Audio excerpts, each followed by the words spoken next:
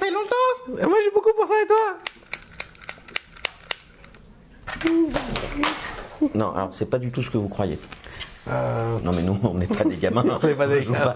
On joue pas avec des jouets. Non. Nous on joue à des vrais jeux. Voilà. Tu veux faire une partie d'ailleurs? Ouais.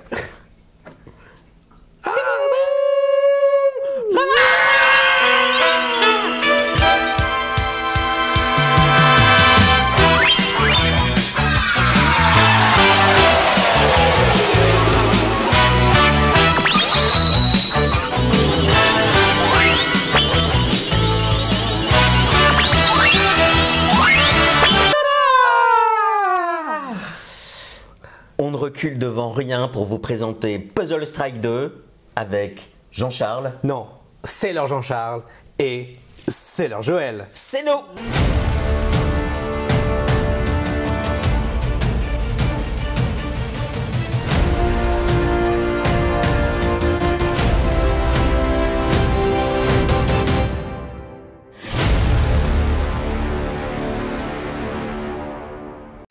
Présentation des jouets, pardon, du jeu. Ça fait partie du jeu. Ça fait partie du jeu. En fait, ça, c'est le jeton premier joueur. Et attends. C'est un jeton premier joueur. C'est-à-dire que vous remplacez ça par ça, c'est pareil. Ouais. Mais c'est plus cool. On peut faire piou piou piou. Alors, univers jeu vidéo de David Sirling. Donc, Puzzle Strike 2 est un jeu de David Sirling, créé par David Sirling, publié par David Sirling. Sirling Games, et vendu par David Sirling. Sirling Games. Mais on trouve des copies dans les boutiques en ligne. Apparemment, c'est pas une exclusivité Sirling Games. En termes de distribution. Ça, je sais pas. Voilà. Donc, il a créé son univers de jeux vidéo qui s'appelle Fantasy Strike, avec plein de personnages. Il a déjà fait plusieurs jeux avec Puzzle Strike 1. Puzzle Strike 2. C'est Puzzle Strike 2, mais il y a eu 3 éditions de Puzzle Strike 1 quand même. Et il a fait Codex, Card Time Strategy Game. Donc il a fait Puzzle Strike 1, 1 bis, 1 tiers et... Ouais, c'est comme Street Fighter, ils sont passés à 18 après le Street Fighter 2, je crois. Donc Codex, et il revient avec Puzzle Strike 2 qui apparemment est plus simple que Puzzle Strike 1. Moi, j'y ai pas joué, je le cherche si vous l'avez. Il paierait beaucoup d'argent. Je paierais beaucoup d'argent pour avoir un jeu Puzzle Strike sans un sceptre premier joueur. Mécanisme du jeu rapidement. On va revenir dessus parce que c'est justement ça l'intérêt du jeu. C'est un mélange de deck building, de King of Tokyo, pour ceux qui connaissent King of Tokyo, et de Candy Crush Saga, ou Candy Crush, moi j'ai jamais joué à ça. Le jeu vidéo. D'ailleurs, c'est un très bon jeu vidéo, je pense. Ce jeu. Oui, ça ferait un très bon jeu vidéo. Le but du jeu, c'est pas d'avoir le plus de points, c'est d'être le dernier à survivre. À 2, il y a une condition un peu particulière à plus de joueurs. On va se prendre des gemmes dans la figure. Ces gemmes, on va les empiler dans une pile de gemmes. Et plus on a de gemmes, plus on est puissant, plus on peut faire des coups puissants. Mais on peut être en surcharge de gemmes à la fin de son tour. Et dans ces cas-là, on explose. Donc là, vous avez, je ferai un insert, un gem meter. Une pile de gemmes. Si à la fin de votre tour vous en avez plus que 10 dans votre pile, vous avez perdu. Vous êtes éliminé du jeu. Si vous n'en avez pas plus que 10 mais que vous en avez beaucoup, en fonction de la hauteur dans la pile, vous allez avoir des bonus sur vos actions. Il y a un espèce de compromis à faire entre être à la limite de mourir en explosion et pouvoir faire des attaques super puissantes, sachant que quand on prend une attaque super puissante, on va mettre des gemmes qui vont arriver chez nous. Donc tu fais la vidéo règle là tout de suite. Je vais faire une vidéo règle après, potentiellement. Demandez, si on a au moins 5 demandes en commentaire, il fera une vidéo règle. Oui, je ferai une vidéo règle détaillée avec caméra au-dessus et tout. Jeu qui se joue... En combien de temps? Alors, c'est donné sur la boîte en 15 minutes par joueur. C'est un mensonge. Ouais, pour le coup, d'habitude, les jeux exagèrent en disant remarque, non, c'est toujours pareil. À chaque fois, c'est plus court que prévu, un peu comme la consommation de votre bagnole par le constructeur. Nous, on constate que c'est plutôt 20-25 minutes par joueur. Ce qui est déjà trop long. Non, moi je considère que c'est trop court. On va y revenir. C'est peut-être parce que c'est trop court que c'est trop long. Enfin bref, on en reviendra. Voilà, on va y revenir. Donc 15-20 minutes par joueur. On a essentiellement joué à 2 sur des parties qui durent entre 30 et 40-45 minutes. Oui. et le jeu se joue jusqu'à 4. Et t'as essayé à 4 toi? Non, j'ai essayé à 3, mais à 4, on va vous 3, expliquer pourquoi. horrible. Non, moi je trouve que c'est pas forcément mal à 3, mais à 4, c'est clair que je n'essaierai jamais. Le jeu était un Kickstarter. Dès le Kickstarter, il y avait 2 boîtes. La boîte Corebox, qui est une grosse boîte. Qui est énorme. Elle est énorme. Elle est énorme. Il y a peu de contenu en thème de cartes, et c'est un jeu de cartes. Et il y a des gros diamants, il y a des grosses gemmes, et il y a surtout un gros sceptre. Un gros sceptre. Et beaucoup de vide. Beaucoup de vide, pour ranger cette petite boîte qui est l'extension, qui est vendue séparément, qui a beaucoup plus de contenu en termes de cartes que la boîte de base qui est 4 fois plus grosse. Ouais, regarde, on va la mettre l'une à côté de l'autre pour la comparer, comme ça, et elle est 2 fois plus épaisse en épaisseur. Hein, donc ça, c'est pour ceux qui connaissent, c'est la même taille qu'une boîte de cartographeur. Ou de Shards of Infinity. Voilà, c'est tout petit boîte, format. En fait, bon, on va y revenir, mais le jeu, il aurait été là-dedans, j'aurais préféré. Ça aurait été beaucoup mieux pour le jeu lui-même. On va l'expliquer. On va l'expliquer tout de suite. Pourquoi? Parce que c'est un petit jeu qui est sympa, moi j'aime bien, c'est pour ça moi je présente.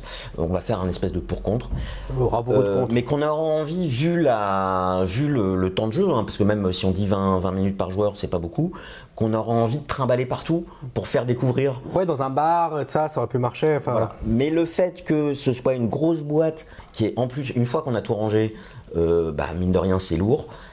Ça le rend beaucoup moins facilement transportable et on a moins envie de le trimballer partout pour le faire découvrir. Ce qui est dommage, et ce qui est dommage pour le jeu. Exactement. Par exemple, ils ont décidé de faire des plateaux de joueurs individuels. Ça ne sert uniquement pour mettre le deck et la discard. Parce que sinon, sinon c'est pas où ça irait. Vous prenez d'une Imperium, vous avez une pioche et une défausse, vous n'avez pas besoin d'un plateau joueur où on vous l'indique. Voilà, là, c'est presque pareil. Là, c'est déjà un peu plus justifié. On a les cartes de la rivière avec le coup qui est imprimé ici. Mais ça pourrait s'arrêter là, parce que le deck, la défausse, le machin, on n'a pas besoin d'un plateau pour ça. Et du coup, moi, j'hésite même à me réimprimer des choses, à récupérer soit des visuels, etc., me faire ma propre boîte plus petite. Parce que moi, j'aime bien le jeu. Un truc qui est vraiment dommage, c'est qu'ils ont fait des trucs très très jolis, très machin truc, mais ils n'ont pas été jusqu'au bout. Les jetons pour recevoir des gemmes, oui, les pauvres jetons en carton qui sont dégueux. C'est pas dégueu, mais c'est vrai que c'est non, basique. mais en comparaison, c'est ça, ils auraient pu faire des jetons en plastique réverseurs. Oui, ça on aurait aimé. Alors, à son tour, on va avoir des points d'énergie à dépenser, on va jouer des cartes. Les cartes ont un coût en énergie écrit dessus. Au départ, on a 3 énergies. Et dans la version KS Print and Play, ces jetons-là étaient recto verso, ce qui fait qu'on avait un côté lumineux et un côté gris, ce qui permettait de dire, moi, quand j'ai joué mon action, je retourne le token et je vois qu'il est joué. Là, aujourd'hui, on le vire de son plateau. Moi, je les pose sur mes cartes. Voilà, on les pose sur les cartes, on ne sait pas trop quoi en faire. Et honnêtement, ça, c'est du gameplay. C'est de l'ergonomique avec plus d'intérêt que faire des gemmes surdimensionnées avec des formes particulières. C'est sympathique, hein, et honnêtement, la première fois que j'ai ouvert la boîte, moi je me suis dit, mais qu'est-ce que j'ai pledgé? Qu'est-ce que c'est que ça? Puis en fait, on s'y fait. Oui, on s'y fait. Parce que moi je trouve ça. Bon, on s'y fait. Mais c'est vrai que c'est pas nécessaire, quoi. Et ça a forcément un impact sur le prix. On va revenir sur le prix après. Et c'est des gemmes qui sont... Parce que dans les jeux où il y a des trucs comme ça, ils mettent des gemmes toujours de la même couleur et ça pour que ça coûte moins cher. Là, ils ont fait des gemmes spécifiques, donc qui coûtent plus cher. Ouais. Et en fait, si on rajoute... Oui, enfin, c'est pas que je rajoute, c'est je répète et répète. Ça, c'est le jeton premier joueur. Pour moi, on est en 2022. Nous vivons un bouleversement climatique, c'est un énorme doigt fait à la planète. Totalement. Sardine Ruisseau va forcément être contre ce jeu. Sardine Ruisseau, c'est Sandrine Rousseau. Non mais c'est ça son compte alternatif parodique. Ah bon, en fait, c'est le compte qui a plus d'abonnés qu'elle. Alors, les originalités du jeu. Voilà, qu'est-ce que tu aimes dans le jeu, toi? Ouais, parce qu'il y a des mécanismes qui viennent de plusieurs jeux et qui sont qui font un mélange assez unique. première chose, c'est un jeu de duel où on n'a pas de points de vie. Ça, Oui. déjà, je trouve ça original. Ouais, ça change de hand match ou ça, où tu commences avec 15 Voilà. points de vie. Ou Magic ou ce genre de n'importe jeu-là. Où en fait, la jauge, non pas de vie, mais la condition de défaite est sa puissance, sa jauge de puissance. Donc ça, je trouve ça original. Et en fait, on va voir, mais c'est une monnaie, on le voit tout de suite, c'est une monnaie. C'est-à-dire que quand j'achète une carte, et contrairement à un deck building, chaque joueur est forcé d'acheter une carte à la fin de son tour. Donc Oui. il y a un phénomène d'accélération. En fait, la monnaie, c'est pas la puissance des cartes à jouer, c'est la position dans la rivière. Et plus la carte est loin dans la rivière, plus on va prendre des jetons qui vont indiquer qu'on va se prendre des gemmes d'attaque au début du tour suivant. Exactement. Donc, tout est lié à l'énergie qu'on reçoit et tout favorise pour qu'on soit en surcharge d'énergie à la fin de son tour. Donc ça, c'est la première originalité du jeu. Alors l'autre originalité, justement, qui va avec le truc, et ça, c'est un truc qui est assez drôle, et ça, c'est un truc que j'aime bien, parce que je sais que j'aime quand même un ou deux trucs. La rivière va déterminer l'ordre dans lequel les gemmes vont arriver dans ta gueule.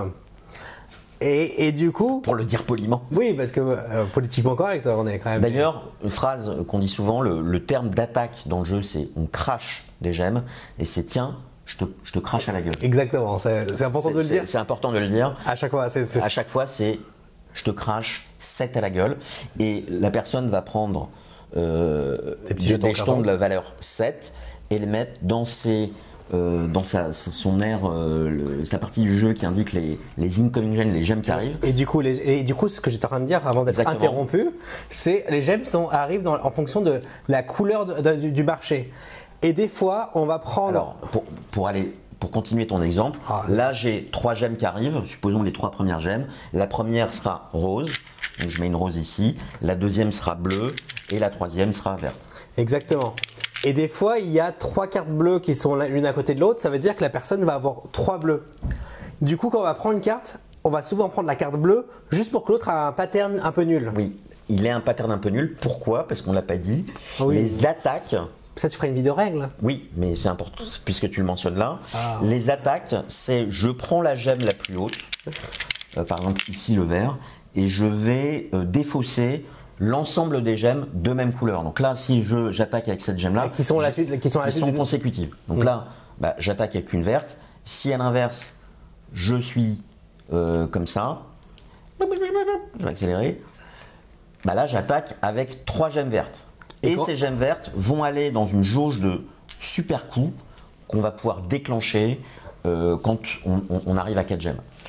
Il y a un effet vraiment jeu de combat, un peu à la Dragon Ball, où j'envoie une vague d'énergie, l'autre récupère la vague d'énergie, et soit il brûle avec, soit il arrive à la renvoyer de plus en plus forte, et avec le jeu de combat vraiment façon Street Fighter, j'augmente de l'énergie et je fais des super coups, un peu comme on ferait des combinaisons de touches dans un jeu de combat.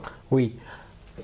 Après, j'ai envie d'aller sur mes points négatifs là du coup. Non, mais je vais quand même continuer sur les originalités du jeu. Ouais. Y a un équilibrage qui est lié à la pile de gemmes. Le fait que plus à la fin de son tour il y a de gemmes dans sa pile, plus on est fort, on a un bonus de hauteur qui est un bonus à l'attaque. Donc si dans mon exemple précédent, ici j'attaque avec 3 gemmes, j'ai un bonus de plus 2, donc en fait l'autre prend 5 gemmes, je lui crache 5 gemmes à la gueule. Et autre effet, c'est que moi quand à la fin de son tour, on défausse toute sa main et on pioche des cartes, on en pioche 5 plus le bonus de hauteur. Donc plus on est proche de la fin, de la limite et qu'on est proche de l'explosion, plus on va piocher de cartes et plus on va avoir des combos et plus on va pouvoir avoir une capacité de défense. Et le jeu est vendu pour, c'est marqué même sur la boîte, il y a ce qu'on appelle des miracle turns, c'est-à-dire ça m'est déjà arrivé de prendre 20-25 et arriver à les juguler, parce que 20-25 c'est quasiment 2 fois la hauteur, c'est-à-dire qu'on remplit 2 fois sa pile de gemmes et on arrive à les vider, à les combiner, etc. Dans les originalités, et c'est marqué dans le titre, il y a cette notion de puzzle sur ces gemmes, où on va avoir des cartes qui permettent de faire des actions sur ces gemmes, de les échanger, et justement quand il y a une espèce de fragmentation, un peu comme quand on regarde son défragmenteur de Windows, là c'est tout fragmenté. Super comparaison. Ça donne ton âge, parce qu'il y en a plus de ces fragmenteurs sur Windows. Il est automatique. Ouais, mais ça se voit plus. Avant c'était un... J'ai des cartes qui vont me permettre de faire des échanges, des swaps, et qui vont me permettre de concentrer mes attaques, c'est-à-dire rassembler les gemmes de même couleur ensemble pour pouvoir les cracher à la gueule plus facilement. Voilà. Donc on fait de plus en plus de dégâts, on pioche de plus en plus de cartes. Il y a les mécanismes de puzzle qui a un inconvénient, on va le voir aussi dans les parties négatives. Ouais. Il y a le sceptre. Alors le sceptre, c'est King of Tokyo. C'est-à-dire que King of Tokyo... Ouais, c'est King of Tokyo, le jeu de cartes. Oui. Dans King of Tokyo, parlons plutôt de ce jeu, quand vous avez le sceptre, vous ne pouvez pas bloquer les gemmes qui arrivent, vous ne pouvez pas bloquer les attaques. Et si on joue à plus de 2, tout le monde vous attaque. Tout le monde, quand un joueur attaque, il n'a pas le choix, il attaque celui qui a le sceptre. Donc en fait, on est en position hyper défensive. On se prend plein d'attaques dans la figure. En revanche, à la fin de tour de chaque joueur, on va faire un power-up, c'est-à-dire qu'on va rajouter des gemmes sur chacun de nos super coups, ce qui fait qu'on va atteindre nos super coups. On va avoir plus de super coups déclenchés dans la partie. Les autres joueurs peuvent bloquer les gemmes qui arrivent et ont ce gros diamant qui leur permet de déclencher une fois dans la partie gratuitement un super move. Je reviendrai dans les détails dans la vidéo règle que vous ne manquerez pas de me demander en commentaire. On a dit 5 hein. Oui, 5 commentaires, il me faut 5 demandes. le sceptre en tout cas, c'est quelque chose d'assez original, de mélanger la notion de deck building et de puzzle avec cette notion King of Tokyo seul contre tous. Et à 3, il va pas mal circuler, on peut abdiquer en fait sa position de premier joueur parce qu'on s'en prend plein la figure. À 2, c'est moins évident. J'aime bien le fait que la rivière de cartes, le coup soit en gemme qu'on se prend dans la figure. En fait, que ce soit la seule unité du jeu en fait. Voilà, il n'y a que 2 ressources, c'est les ressources prendre dans la gueule et l'énergie, donc c'est facile à. Il y aurait une ressource en plus, c'est mort. Ouais. Il y a donc ça, le sceptre crée une asymétrie. Au départ, dans son jeu de cartes de base, tout le monde a 10 cartes, dont 7 identiques et 3 qui sont liées à un personnage. Donc il y a vraiment une variable, c'est rare des deck building où on a une asymétrie dès le départ. Je peux pas, je sais pas. En deck building pur, si tu prends des Dominions, des Star Rims, etc. C'est de plus en plus commun, on va dire. Parce que pas Arknoa, mais Narak, mais c'est pas un deck building pur. Oui. Ok. Ça non plus d'ailleurs. Oui, c'est un deck building plus un espèce de jeu hybride, c'est un Frankenstein. Autre point que je trouve vraiment positif, c'est que vous avez donc un deck avec des rivières de cartes. Et en fait, quand vous avez des extensions, vous avez dit dans les extensions, il y a déjà 2 decks de prévus dans la boîte de base. Et il y en a 4 là-dedans. Une extension, c'est pas des cartes qu'on va rajouter à un deck, c'est on change complètement le deck. Exactement. Et dans la boîte de base, vous avez 2 decks. Dans l'extension, vous avez 4 decks, donc en tout, vous avez 6 decks. Et ces 6 decks vont jouer sur des mécanismes complètement différents, soit des effets de chaînage de cartes en fonction des couleurs, soit des effets de pioche de cartes, de défausse. Par exemple, celui-là, Dino Size. C'est que des cartes assez chères. Qui sont très dures, qui sont impossibles à jouer au tour 1. Qui sont impossibles à jouer au tour 1, mais il y a des cartes qui vont vous donner des réducs pour jouer des cartes chères, etc. Et donc, vous avez des expériences de jeu qui sont complètement différentes autour des cartes. On les a tous essayés. Malgré le fait que je n'aimais pas ce jeu, j'ai tenté toutes les extensions. Ouais, parce que ça provoque de la curiosité. Et il y en a que je trouve beaucoup plus plaisantes que d'autres. Oui, il y en a qui... Alors, dans les 2 decks de la boîte de base, vous en avez un qui reprend un peu les mêmes pouvoirs de votre deck de base, mais avec des effets améliorés. De chance. Non, des effets améliorés. Le grand mêlée, c'est des effets améliorés. Non, mais Birthday Party. Alors, le Birthday Party, justement, ça introduit un mécanisme qui est très aléatoire, puisque ça va vous faire piocher des cartes dans votre pioche, et les jouer automatiquement, vous n'avez pas le choix, en fait. Et ces cartes-là peuvent elles-mêmes générer des effets de pioche, de ce qu'on appelle des birthday presents, des cadeaux d'anniversaire. Et vous pouvez snowballer, c'est-à-dire piocher tout votre deck, mais vous n'avez pas de contrôle sur votre pioche parce que vous n'avez pas le choix. Quand vous rencontrez ce symbole spécial de cadeau d'anniversaire, vous piochez, vous résolvez, etc., etc. Donc il y a un effet qui est un petit peu aléatoire. Ce que j'ai pas trop aimé. Oui, c'est pas le deck qu'on a préféré. En revanche, dans l'extension, vous avez des decks qui introduisent des mécanismes qui sont beaucoup moins aléatoires et qui provoquent des combos qui sont sympas. Ouais, par exemple, moi, il y a Dakat, il y en a un que je pensais que j'avais pas aimé, qui était celui où on faisait beaucoup de discard. Oui, c'est la maison hantée. Et ça, je trouvais ça très satisfaisant. Ouais. Voilà. Alors, chaque paquet a du coup des règles potentiellement supplémentaires avec des icônes supplémentaires.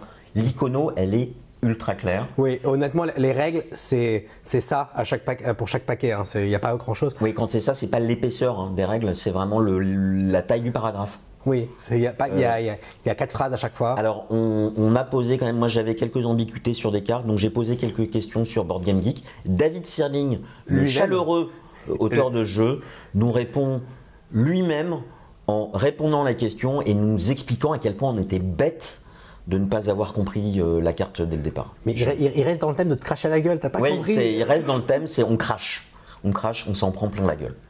Mais voilà. Merci, mais il répond, donc je le remercie chaleureusement.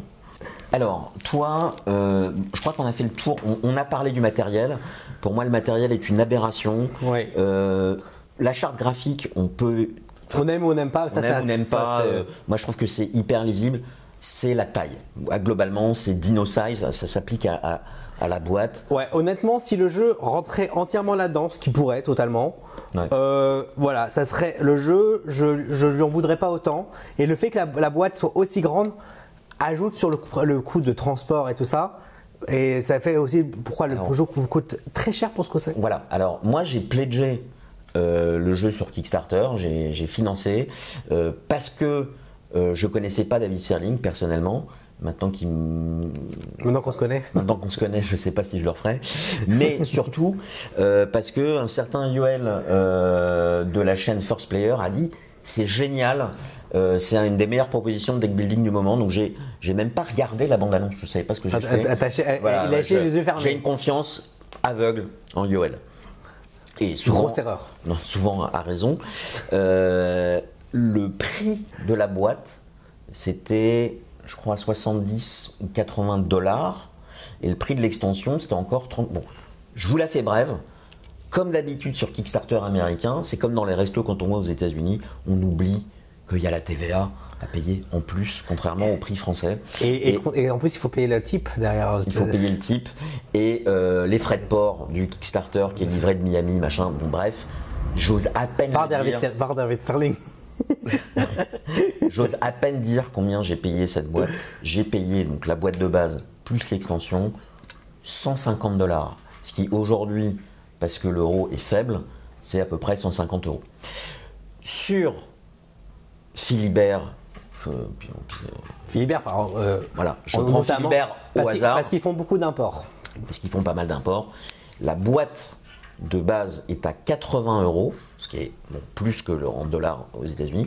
Mais l'extension est à 30, mais elle n'est pas dispo. Mais si elle est référencée, je pense qu'elle sera dispo. Donc vous en tirez avec le jeu complet pour 110 €. Très cher pour un jeu de 15 minutes. C'est très cher. Pour un jeu de 15 minutes, c'est très cher. Alors, on m'a demandé sur des forums sur Facebook, les ludistes qui m'envoient, si l'extension était indispensable parce qu'elle n'est pas dispo. Moi, je dis malheureusement oui. On peut s'amuser avec Grande Mêlée. Moi, Birthday Party, j'ai pas trop aimé. Et honnêtement, si vous achetez la boîte, elle est aux 3/4 vide.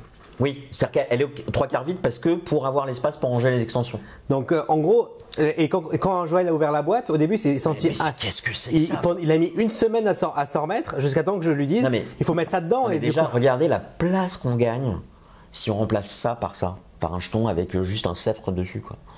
Donc, ou même une petite impression 3D comme ça. Hein, oui, non, mais voilà. Par contre, si on dépense 80 € pour le jeu de base, il faut aller jusqu'au bout en fait. Alors, moi, je vais garder le jeu. Jean-Charles, toi, tu veux plus y jouer. Hein. Non. On va revenir pourquoi. Je garde le jeu parce qu'il a un côté. Il est fun. Il est fun, mais surtout il y a un côté tellement atypique que moi ça réveille en moi le côté collectionneur en fait. Ouais. Je veux le garder dans ma collecte et moi j'aime bien y jouer. Mais je vais pas, si j'y joue chez quelqu'un et qu'on me dit derrière c'est 150 €, non, je ne l'achète pas. Oui. Si je l'avais essayé avant de l'acheter, je ne l'aurais pas acheté. Maintenant que je l'ai, je le garde. Alors, pourquoi t'aimes pas? Alors, contrairement à Ark Nova, où on peut réfléchir pendant le tour de l'autre, là, la réflexion dépend vraiment de ce qu'il va y avoir à la fin de la manche.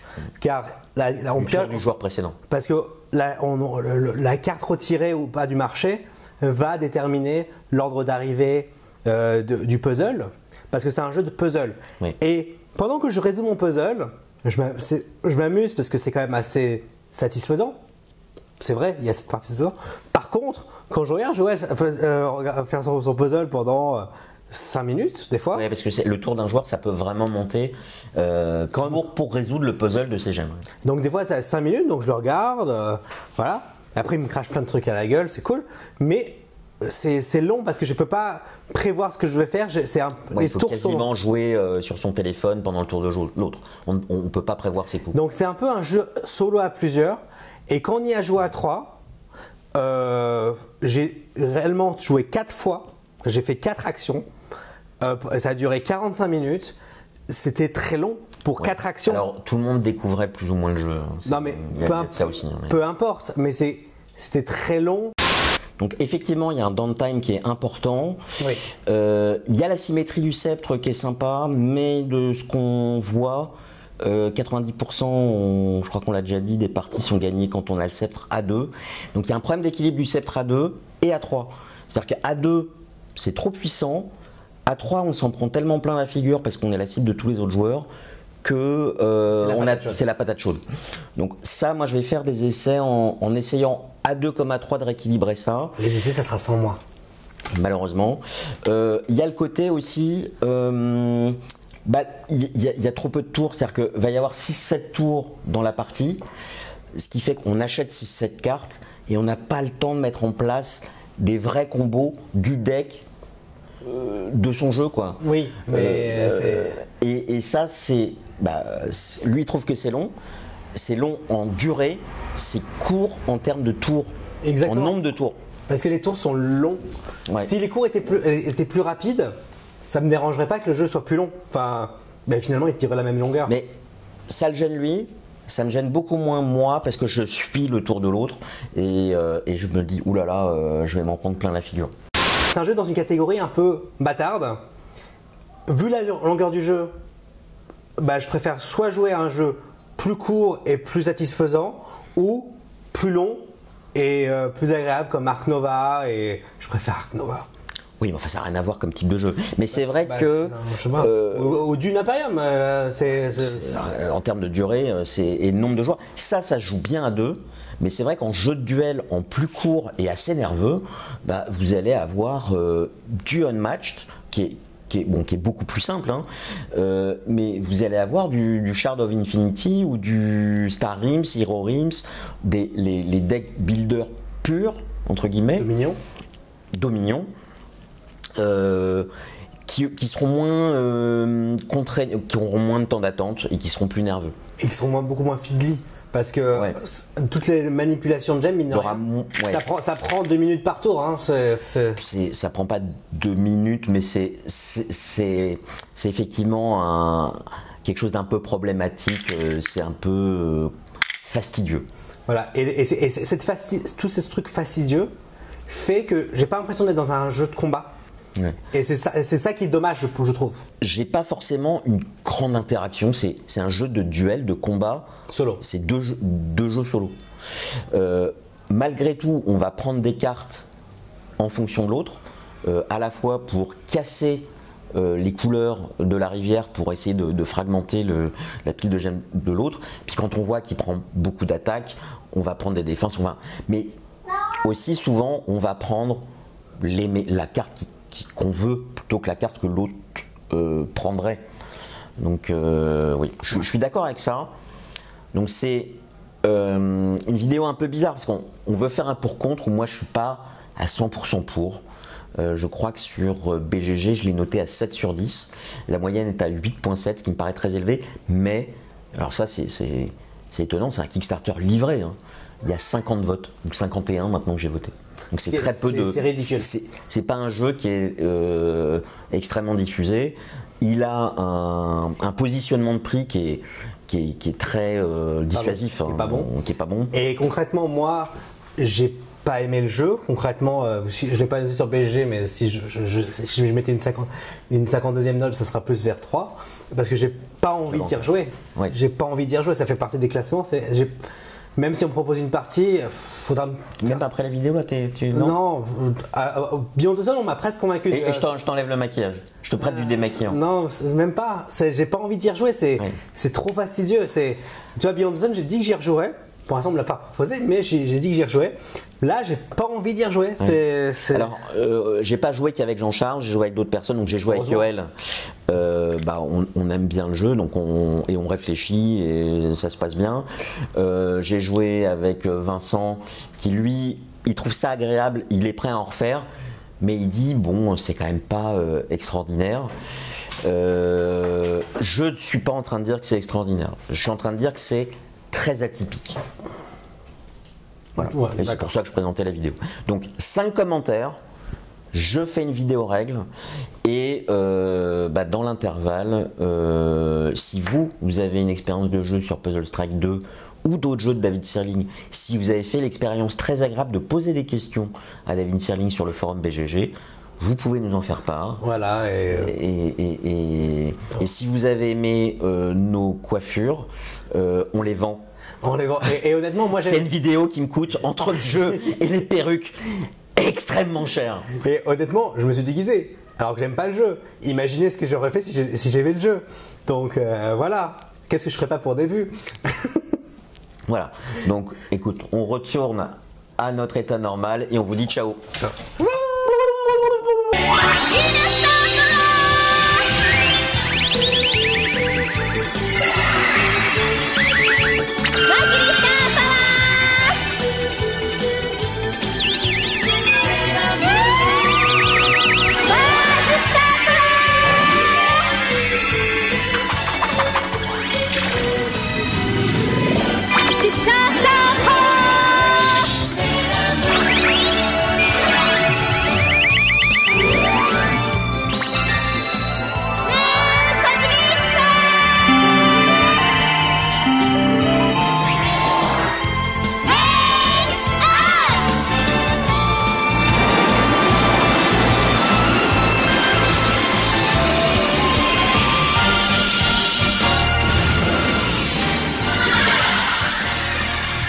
美貌で救ってみせるわこの星を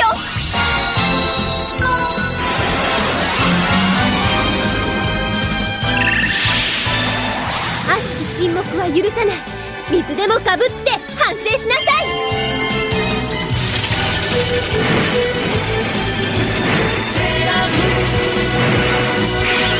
ピュアな心を汚す者火星に代わって世界を